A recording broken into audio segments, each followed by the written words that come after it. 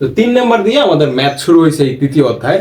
3 নাম্বারে কি বলছে, একটা পুকুরের দৈর্ঘ্য, প্রস্থ, পুকুরের পাড়ের বিস্তার দিয়ে দিছে, পাড়ের ক্ষেত্রফল নির্ণয় করতে বলছে ভাইয়া।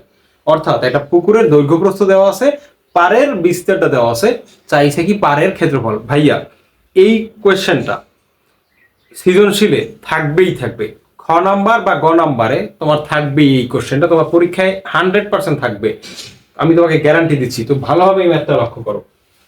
তো আমাদের একটা পুকুর এইভাবে আছে, যেই পুকুরের দৈর্ঘ্য হইতেছে 60 মিটার। দৈর্ঘ্য কত ভাইয়া? 60 মিটার। আর প্রস্থ হচ্ছে ভাইয়া 40 মিটার। তো দেখো, এই হচ্ছে একটা পুকুর, এই পুকুরের দৈর্ঘ্যটা হচ্ছে 60 মিটার, আর এইখানে প্রস্থটা হচ্ছে 40 মিটার।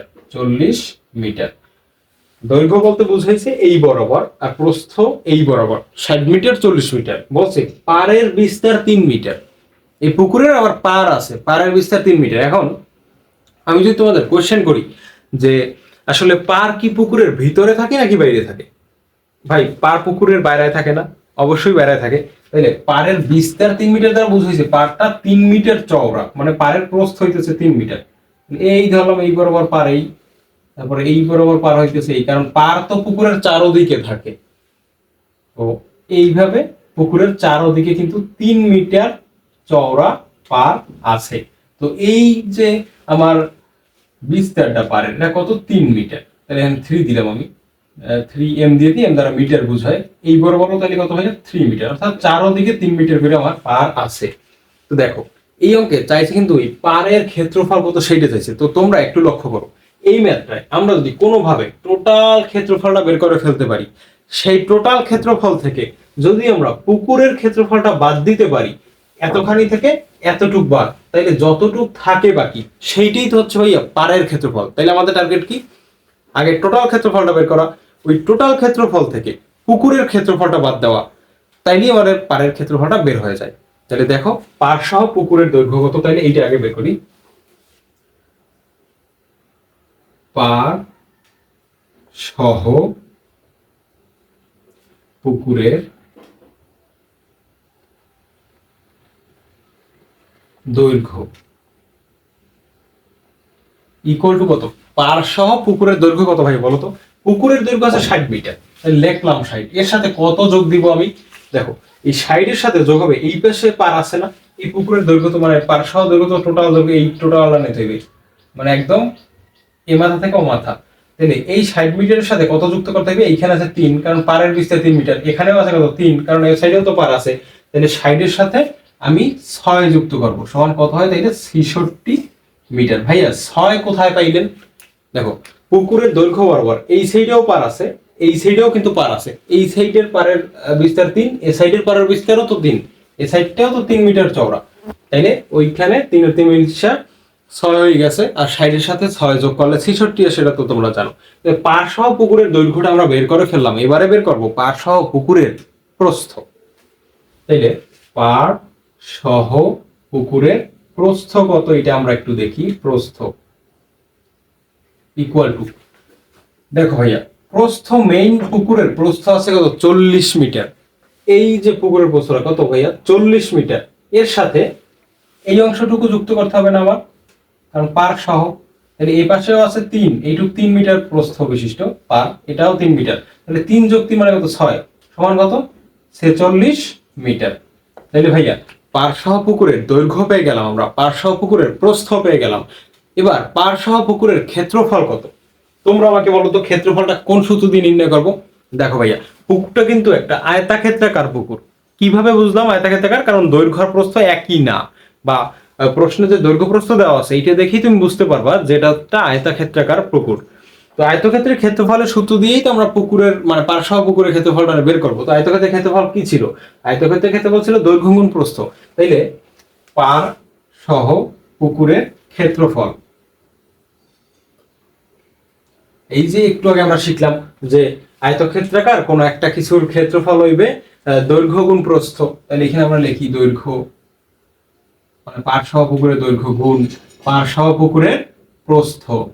এটা লেখার পরে আমরা একটু মানটা বসাই দিই ভাইয়া। মান কিভাবে বসাবো? দেখো, পার সহ পুকুরের দৈর্ঘ্য কত? 66, আর প্রস্থ হচ্ছে 46। তাইলে 66 সাথে আমরা গুণ দেবো 46, গুণ করলে গুণফল কত আসে ভাইয়া? একটু তোমরা গুণ দাও যদি ক্যালকুলেটর থাকে, না হলে আমি দিচ্ছি। তো গুণ করলে কত আসে ভাইয়া? দেখো 66 গুণ 46 কত?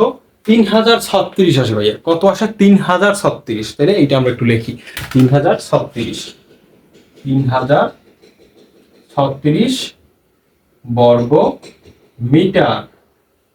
কারণ ক্ষেত্রফলে সবসময় বর্গ মিটার বসবে, কারণ মিটার গুণ হয়, এই কারণে মিটার স্কয়ার বা বর্গ মিটার। কিন্তু 3036 এত বর্গ মিটার পাইলাম কিসের ক্ষেত্রফল? টোটালটার ক্ষেত্রফল। আমাদের টার্গেট কি? পারের ক্ষেত্রফল বের করার। তো আমরা প্রথম ধাপে টোটালটার ক্ষেত্রফল বের করলাম, তারপর বের করব শুধুমাত্র পুকুরের ক্ষেত্রফলটা ভাইয়া। এই যে শুধুমাত্র এই ক্ষেত্রফলটা বের করব। শুধুমাত্র পুকুরের ক্ষেত্রফল কিভাবে বের করব? দেখো পুকুরের দৈর্ঘ্য প্রস্থ দেওয়াই আছে, এই দৈর্ঘ্য প্রস্থ গুণ করলেই তো পুকুরের ক্ষেত্রফলটা পেয়ে যাবো আমরা। তো দেখো পার বাদে পুকুরের ক্ষেত্রফল এটা নির্ণয় করার টার্গেট আমাদের। তাহলে পার বাদে পুকুরের দৈর্ঘ্য কত? মানে শুধুমাত্র পুকুরের দৈর্ঘ্য। তাহলে একটু লিখি, পার বাদে পুকুরের